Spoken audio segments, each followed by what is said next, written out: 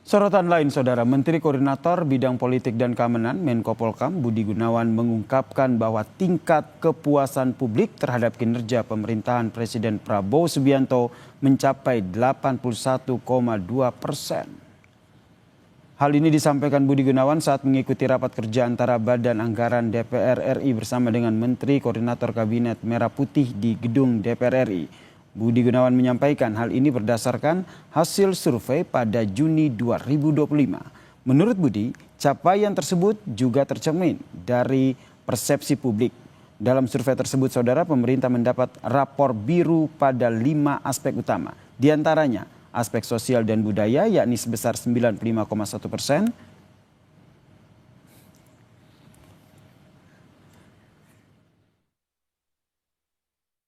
Capaian tersebut alhamdulillah juga tercermin di dalam gambaran persepsi publik. Berdasarkan hasil survei pada bulan Juni tahun 2025, tingkat kepuasan publik terhadap pemerintah Presiden Bapak Prabowo Subianto ini mencapai 81,2%. Survei ini mencatat pemerintah memperoleh rapor biru pada 5 aspek utama, yaitu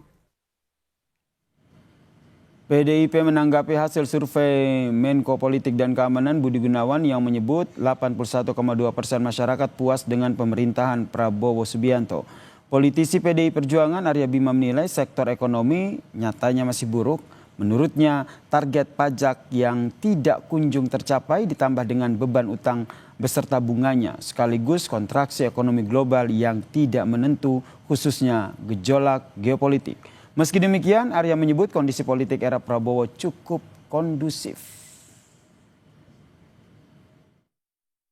Secara politik bisa dikatakan saat ini pemerintahan Pak Prabowo ini sangat kuat. Kondusivitas politiknya ya. Itu saya kira perlu diapresiasi.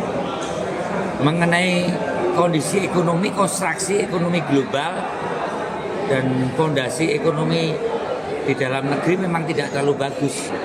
Jadi saya tidak bisa mengkuantifikasi. Secara politik saya apresiasi, tapi secara ekonomi ini cukup berat karena tingkat pengangguran yang terus meningkat dengan berbagai konstruksi geopolitik ekonomi dunia, saya kira itu.